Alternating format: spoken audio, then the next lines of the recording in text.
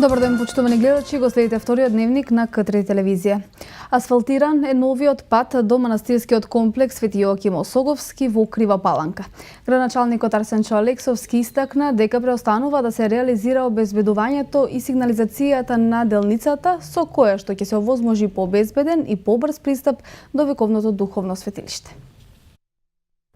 Целосно е асфалтиран новиот пристапен пат до манастирот Свети Јоаким Осоговски, делница која што е долга безмалку 2 километра, меѓу кривопаланчани позната и како руски пат. Ова е првиот дел од проектот, кој ќе биде финализиран со дополнителен километар од манастирот до селото Жидилова. Пробивањето и асфалтирањето беше препуштено на Цвет компани, а на општината и преостанува изградбата на заштитната ограда и проект за патна и сообраќајна сигнализација. Како и да е, првиот човек на градот, Алексовски, наведува чест, но и должност е да се обезбеди квалитетен пристап до манастирот и дека кривопаланчани ќе можат да се гордеат со оваа делница. Патот е завршен, останува оној дел ние по завршувањето, односно по пробивањето и по тампонирањето, увидовме дека ќе стане навистина убав пат во кој ќе имаме огромни брзини за возење, а при изработка на проектот не беше предвидено еластична ограда и банкини, затоа нема да го пуштиме патот додека не ги поставиме тие еластични огради. Како општина од буџетски средства распишавме тендер за поставување на еластична ограда. Тендерот е во тек и мислам кога ќе заврши тој дел, сакаме да го обезбедиме патот, сакаме да направиме проект за сообраќајна сигнализација која нема да дозволиме да се возат возила, тешки возила, камиони со дрва, со слични работи кои ќе го уништуваат и ќе го пропаслуваат патот, и за таа цел изготвуваме сообраќајен проект, сообраќајно решение во кој ќе ги поставиме тие знаци и нема да дозволуваме движење на вакви возила. Овој нов пат ќе овозможи побрз пристап до манастирот со оглед на тоа што на постојниот пат се појавија свлечишта, а наместа патот пропаѓа поради обилни врнежи. Алексовски нагласува дека втор пристапен правец кон манастирот, по кој Крива Паланка е препознатлива, ќе биде реализиран од селото Варовиште. Двете делници се со вредност од 17,6 милиони денари и се финансираат со средства од Агенцијата за финансиска поддршка на земјоделството и руралниот развој. Екипите на територијалната противпожарна единица од Крива Паланка во тековниот месец јули интервенираше на вкупно 10 пожари, од кои 4 причиниле поголеми материјални штети. Повеќето од нив се причинети од човечки фактор во услови на високи температури, кои што беа карактеристични изминатата седница. Во таковниот месец јули, територијалната противпожарна единица од Крива Паланка интервенирала и успешно ликвидирала вкупно 10 пожари, од кои 4 предизвикале повисока материјална штета. Карактеристично за сите пожари е што биле предизвикани во раните утрински часови, а најмногу е опожарена борова шума. Првиот пожар во месецот бил предизвикан од запалена бандера во село Конопница, каде биле опожарени околу 200 метри квадратни борова шума. Во услови на високи температури, човечкиот фактор бил пресуден за запален бор на 2 локации во село Стамболици, за пожари во село Градец и во село Узем. Неколку пати се активирал пожарот во местноста Орлов Рит во село Градец. 1 хектар борова шума и неколку дабови дрва се опожарени во местноста Стара Граница во село Узем. При гасењето на пожарите учествували и екипите на подрачната единица на јавното предпријатие Македонски шуми. Во тековниот месец јули има територијалната противпожарна единица од Крива Паланка имаше интервенции на 10 пожари, од кои што 4 пожари беа со поголема материјална штета. Поради високите температури, се створија и услови за настанување на пожари, али карактеристично за овие пожари е што сите тие настанаа во раните утрински часови, односно беа намерно предизвикани. Надлежните органи, полициска станица Крива Паланка е известена за да си преземат мерки да видат што ќе настане. Со цел спречување на пожари, насила и забраната за движење низ шумските предели од 1 јули до 31 август, во периодот од 7 наутро до 17 часот попладне, односно потребна е дозвола од надлежните институции. Значи, као секоја година, така и оваа година, од 1.7. до 31.8. се поради високите температури, се забранува движење на луѓе и групи низ шумскиот појас, односно на отворено.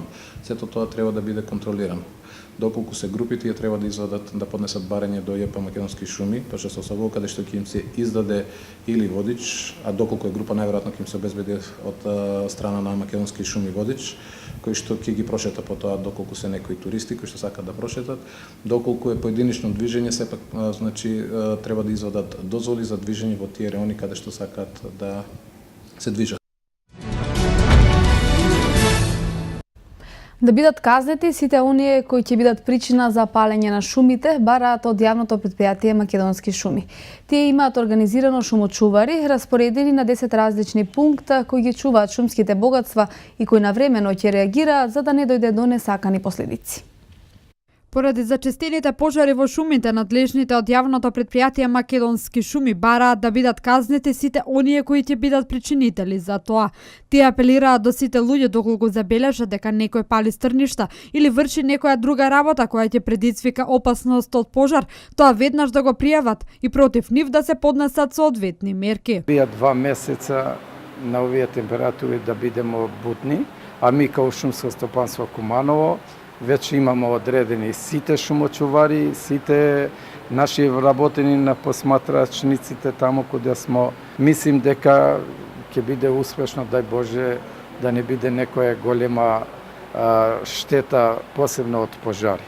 И имаме поруку до сите граѓани за да не се движат без работу, да се земе дозвола од нашите служби кој ги имамо во подружницу и мислиме дека ќе биде све уред со ова акција и со овој состав што го имамо со сите институции во општина Куманово, Липково и Стара Нагоричева и владата на РМ. Од Македонски шуми апелираат до луѓето да придонесат за зачувување на шумското богатство, а не за уништување на истото. Тие имаат организирано шумочувари, кои навремено ќе реагираат за да не дојде до несакани последици, кои се распоредени на 10 различни пункта. Поради високите температури, сезоната на пожарите допрва доаѓа, апелираат тие. Воедно од 6 јули до 15 август воведена е забрана за движење во шумите во период од 7 до 17 часот. За оние кои нема да ја почитуваат оваа одлука, следува казна од 1500 до 2000 евра. Секторот за внатрешни работи Куманово апелира до граѓаните да превземат поголеми мерки за безбедност и заштита на нивните домови и имотот за време на годишните одмори. Кумановската полиција со таа цел ја започна акцијата Повлечи потек, заштити го својот имот од кражби. Зачестените обивања во домовите и кражбите во летниот период кога граѓаните се на одмор се наведува во соопштението на СВР Куманово испратено до медиумите е причина за спроведување на ваков проект во јули и август, чија цел е преку разновидни активности во соработка со граѓаните и полицијата да допринесат за заштита на имотот на граѓаните. Меѓу препораките кои ги наведува полицијата, а кои треба да ги преземат граѓаните пред заминување на одмор, е да ги затворат прозорите и вратите, да не дозволуваат влез на непознати лица во домовите, да пријават доколку забележат нешто сомнително на 192, да се развиваат добрососедски односи, стои во соопштението на СВР Куманово. Граѓаните треба да ги чуваат вредните предмети на сигурно место, да не се остава впечаток дека се отсутни од дома. Домовите треба добро да се осветлени и по можност да се инсталираат алармни уреди и безбедносни камери. Со цел да се спречат провалните кражби во домовите и поради поголема заштита се препорачува да не се објавува отсуство од дома на социјалните мрежи. Се наведува во соопштението на СВР Куманово.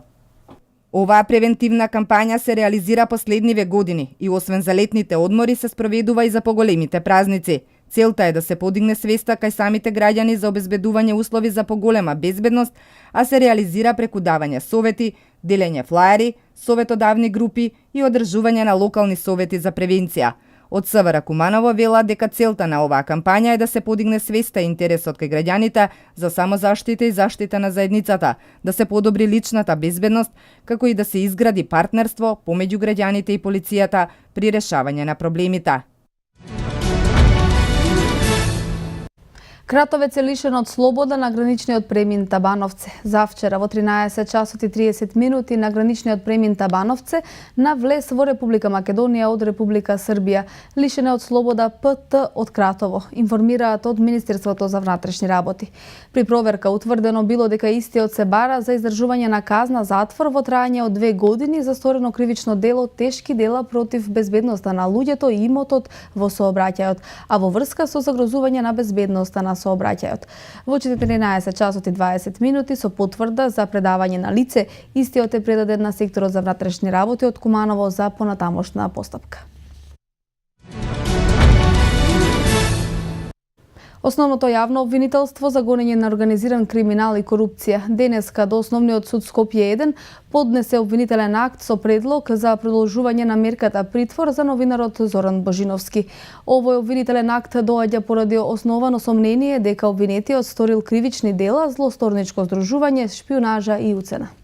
Ела Божиновски беше гонет во текот на 2013 година. Поради неговата недостапност на органите на прогонот, истрагата беше прекината и продолжена по екстрадиција на обвинетиот. Стои во соопштението на Основното јавно обвинителство. Собственикот на интернет порталот Буре Весник е еден од 22 обвинети во случајот шпион. Божиновски се водел под името Луди Милојко. Кумановскиот новинар преку закани и уцени изнудувал пари од бизнисмени и видни личности. По одржаното судско рочиште во четвртокот во Кривичниот суд продолжува сведочењето на заштитените сведоци за настаните во Кумановско диво населје.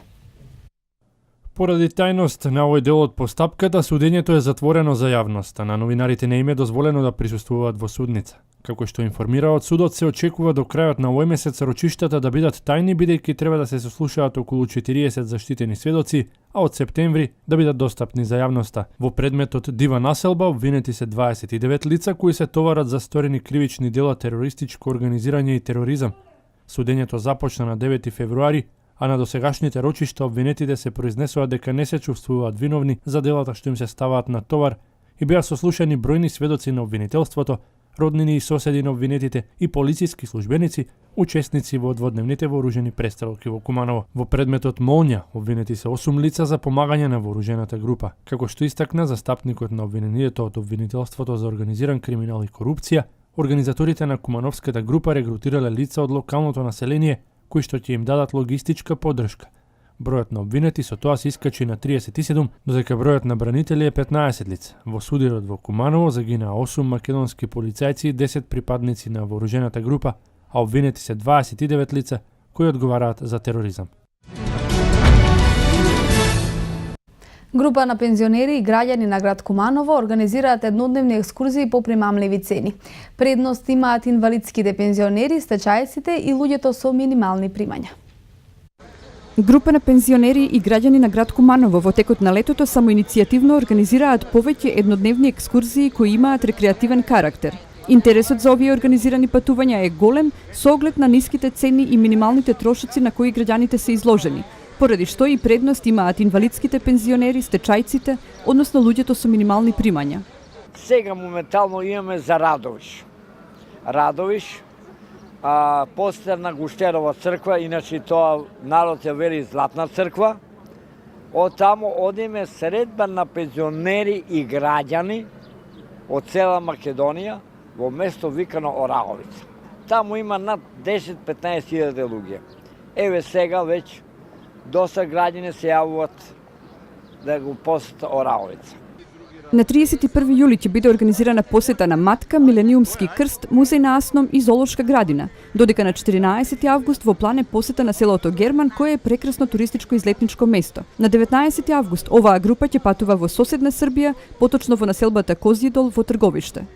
Целта е да доста владае сиромаштија, да доста луѓе не можат да се организираат сами. Знае се кога се организира групно дека цена е дупло поевтина. И затоа е да се зближиме. има кај нас. И од ромска заедница, и од албанска заедница, и од сите. Тргнувањето за Радовиш кон местото Раовица е на 24 јули во 7 часот од пред ресторанот Жмара. Сите заинтересирани можат да му се придружат на овој конвој, доколку пристигнати се пријават најдоцна до 7 часот. Граѓаните на општина Куманово не ги откажуваат туристичките аранжмани за летување во Турција. Од агенцијата тврдат дека нема проблеми со безбедноста во хотелите во Турција и дека граѓаните кои што планираат летување таму не треба да стравуваат од новонастанатата безбедносна ситуација. И покрај новонастанатата ситуација во Турција, граѓаните на Куманово не ги откажуваат аранжманите за летување. Од агенциите велат дека во саботата веќе заминала една група на патници, кои без никакви проблеми стигнале до летувалиштата. Поради моменталната ситуација, она што се случи во Турција, значи летовите што беа во недела од Сабајле, имаше 2 чартер лета од Македонија, се реализира на ниво на Македонија, откажени се само 12 аранжмани за Турција, значи оние граѓани кои сметале дека не сакаат да патуваат кон Турција се откажале, од вкупно значи 280 лица, 12 на ниво на Македонија. Овдека во нашата агенција имаме откажано едно лице. Што се однесува до оние наши граѓани што веќе се наоѓаат во Анталија, имаме повратни информации како за оние што веќе престојуваа во Анталија, дека нивното летување продолжува без никакви промени и покрај актуелната состојба во Турција, како и од повратна информација од граѓаните кои во недела од Сабајле, значи заминаа за Анталија, имаме известувања дека се чувствуваат добро, дека нивното летување е во тек. Единствена забелешка им е дека било многу топло, но дека турските угостители се трудат да се чувствуваат навистина поубаво него дома. Тоа се значи зборови на еден наш клиент. Ние што имаме аранжмани за Турција, значи се уште не се откажани, ниту пак агенциите кои што ги прават, значи кои што се во нивен закуп, хотелите и чартер летовите, се уште нема никакви откажувања за Турција. Од комората апелира до сите патници кои имаат уплатено аранжман за Турција, а кои поради новонастанатата ситуација сакаат да го откажат, навремено да ги контактираат туристичките агенции во кои го уплатиле летувањето. Во моментов во Турција летуваат околу 1000 македонски туристи. Најголем дел од нив се заминати со чартер летови, но голем е бројот и на патници кои на летување заминале со автобус за поевтина цена. Од комората велат дека и тие безбедно ќе се вратат дома, бидејќи сообраќајот на границите со Турција се одвива нормално. Представниците на 4 политички партии, подписници на договорот од Пржино, ги продолжуваат разговорите за отворените прашања и за решавањето на политичката криза. Антонио Милошевски смета дека има можност да се најде одреден компромис доколку има политичка волја тој да се постигне и верува дека во следните неколку дена ќе има повеќе позитивни вести. Представниците на 4 политички партии, подписници на договорот од Пржино денеска ќе ги продолжат разговорите за отворените прашања, што го попречуваат решавањето на политичката криза. Поради отсуството на земјата на амбасадорот на Европската Унија, а и во ОРАФ, која на консултации во Брисел, средбата ќе се одржи во резиденцијата на американскиот амбасадор во Скопје Джес Бейли. Заменик председателот на собранието и член на високите партиски тела на ВМРО ДПМН Антонио Милошевски изјави дека сметаот има можности да се најде одреден компромис доколку има политичка волја тој да се постигне и оти верува дека во следните неколку дена ќе има повеќе позитивни вести. Запрашан за позициите на неговата партија во врска со ингеренциите на министрите во владата за спроведување на изборите, Милошевски рече дека треба да се почитуваат законските прописи во ингеренциите на секој министер и оти треба да биде јасно дека владата која што би се формирала според договорот од Пржино е влада која има една основна надлежност, а тоа е дека треба да организира избори. Во однос на датумот за избори, Милошевски рече дека во ВМРО ДПМН смета дека е важно политичките партии, особено СДСМ, да кажат дали се подготвени за избори и дали сакаат да има избори, бидејќи ги барале во претходните 2 години.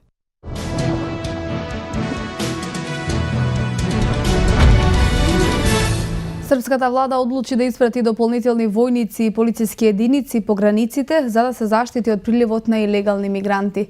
Европската унија нема мирно да ја гледа одмаздата на Ердоган. Во водите на Црното море започнаа воени вежби во кои учествуваат САД, Украина и други земји. Ова се вестите од светот. Српската влада одлучи да испрати дополнителни војници и полициски единици на границите за да се заштити од приливот на илегални мигранти. Вучич прецизира дека Бирото за координација на работа на тајни служби одлучило за формирање на заеднички армиски и полициски екипи со согласност на председателот на Републиката Томислав Николич. Според него оваа мерка има за цел да се заштитат државните граници на Србија од мигрантите и илегалните активности на трговците со луѓе и мигранти. Миграцијската криза е најтешкиот проблем за Србија. Во 7 часот утринава на нашата територија имаше 2699 мигранти, 85% од нив се од Авганистан и Пакистан, многу малку се од Сирија. Ние се наоѓаме во ситуација во која луѓето од Авганистан и Пакистан немаат никакви шанси да бидат примени во Европска унија, а кај нас се пристигнати од земјите на Европска унија. Србија е должна да ги заштити националните и државните интереси и поради оваа причина го прифативме овој предлог едногласно. Помалку ќе го испратиме и на председателот, рече Вучич. Според него со денови Србија размислувала какви мерки да преземе и поради однесувањето на соседите спрема мигрантите. Во моментов на српско-унгарската граница има околу 2000 мигранти. На 5 јули властите од Будимпешта воведоа нови построги мерки за заштита на државните граници. Само за неколку дена од Унгарија во Србија беа вратени околу 700 илегални мигранти. Турскиот председател Ердоган по задушување на воениот удар, за кој се погласно се вели дека бил исцениран од самиот режим, најави повторно воведување на смртната казна, велејќи дека за тоа владата ќе разговара со опозицијските партии. Убиени се над 200 луѓе, додека властите уапси околу 6000 лица, додека Ердоган ветува дека ќе ги исчисти државните тела од вирусот што го предизвикал бунтот. Ердоган го обвини турскиот свештеник и поранешен сојузник, а сегашен ривал Фетула Ѓулен дека води паралелна држава, што Ѓулен, кој е во прогон во САД, го негира. Досегашните апсења се фокусирани врз припадниците на оружените сили и судиите поради поддршката во реализација на државниот удар. Европската унија нема мирно да гледа како се одвиваат нештата во Турција. Австрија ќе побара Европа јасно да му покаже на Ердоган каде се границите, соопшти австриското министерство за надворешни работи. Членките на Европската унија треба на турскиот председател да му испратат остра порака за почитување на владењето на законите и правдите по пропаднатиот преврат, изјави австрискиот шеф на дипломатијата Себастијан Курц пред денешната средба во Брисел, на која наводно Австрија ќе побара на Ердоган да му се постават црвени линии. Тој истакна дека голем број членки го делат мислењето на Австрија и дека ќе се побара од Турција да се обврзе дека нема да ја применува смртната казна. Во водите на Црното море започнаа воени вежби во кои учествуваат САД, Украина и други земји, соопшти командата на Украинската воена морнарица. Како што пренесува ТАС оваа година, географската површина на маневрите, познати под називот Сибриз, ќе бидат значително зголемени. Вежбите ќе се спроведуваат во северозападниот дел на Црното море, близу Одеската и Миколаивската област во Украина. Во маневрите ќе учествуваат повеќе од 25 воени бродови од Украина, САД, Турција, Романија, Молдавија и Грузија. Маринците и командирите ќе одработуваат стабилизирачки действија при спроведување на операции во кризен регион по стандардите на НАТО.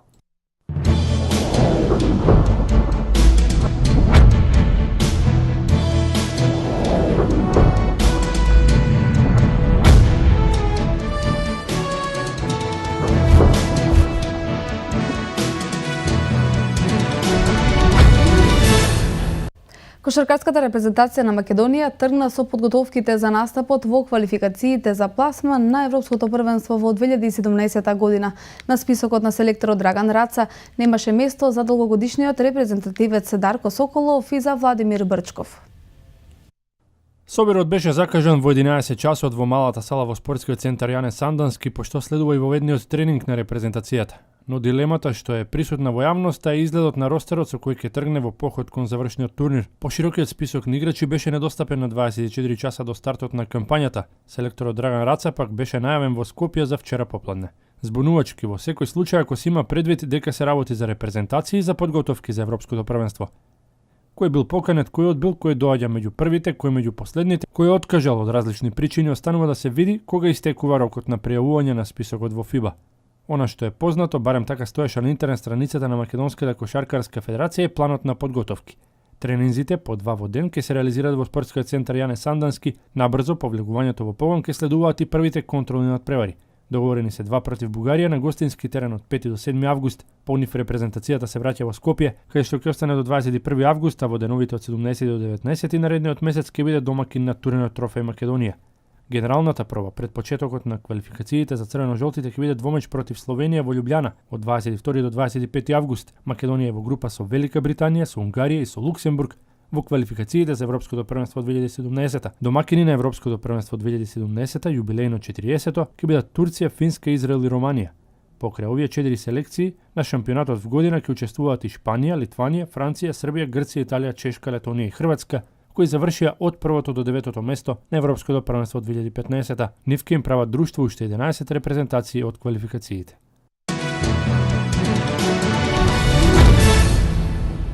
Италијанските тимови Палермо и Дженова, во кои настапуваат Пандев, Трајковски и Несторовски, одиграа пријателски дуели каде македонските играчи имаа одличен старт.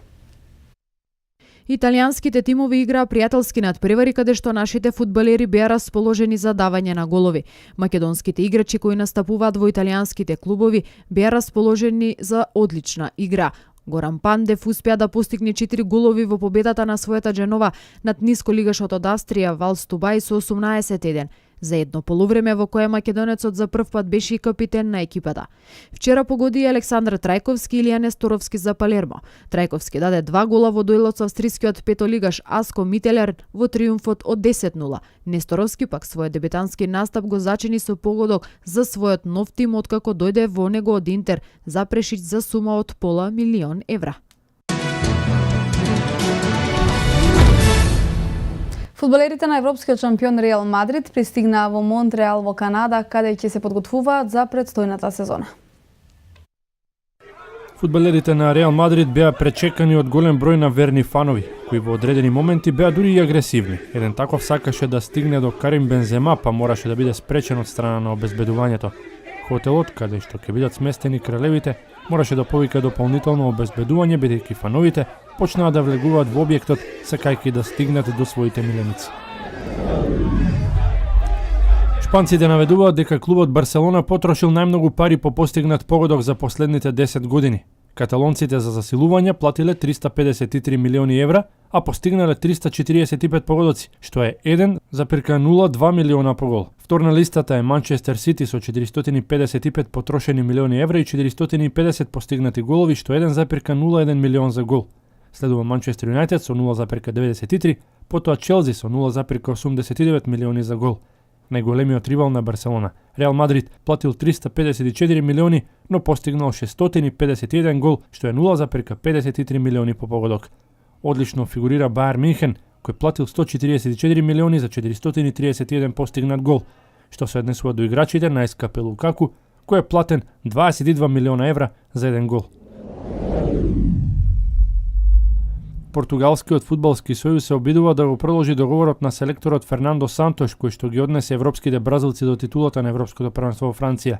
Сепак, во нивната идеја ќе имаат голем противник во богатите кинески клубови, односно клубот од главниот град Пекин Гуан, кој на искусниот стратег му понудил годишна плата од 8 милиони евра. Од фудбалскиот сојуз понудата за продолжување на договорот е помала, па сега во наредниот период 61 годишниот Сантош треба да одлучи дали ќе ја прифати понудата од кинескиот клуб или ќе остане во Португалија. Сантош на клупата на националниот тим е од септември 2014 година, а по само 2 години го оствари сонот на многу фудбалски генерации во Португалија со освојувањето на европската титула. Одбојкарите на Србија ја освоија светската лига, најпрофитабилното надпреварување во одбојкарскиот свет откако во финалето кое што се одигра во Краков славија над Бразил со 3:0. Третото место на турнирот и припадна на Франција, која со максимален резултат ја победи Италија. Србија во своето шесто учество во финалните мечеви во светската лига ја освои првата титула, додека Бразил остана на 9 наслови во надпреварување. Српските одбојкари покрај титулата освоија и чек на $1 милион. Најефикасен во победничкиот тим беше Ивовиќ со 16 поени, додека Бразил го предводеше Де Соуза со 18 поени.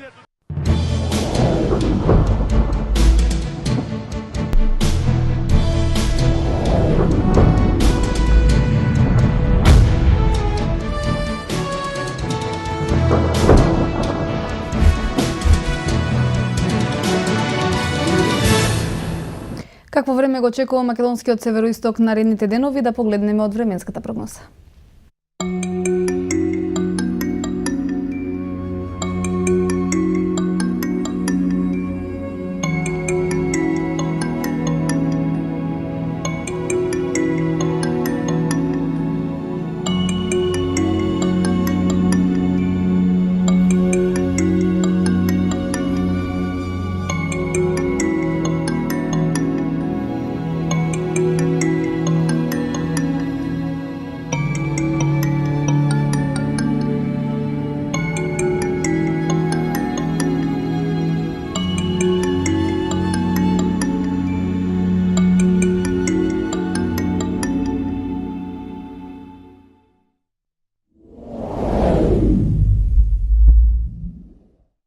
Тоа беше се што подготвивме за вториот дневник, почитувани гледачи. Бидете со нас и во 20 часот. Пријатно попладне.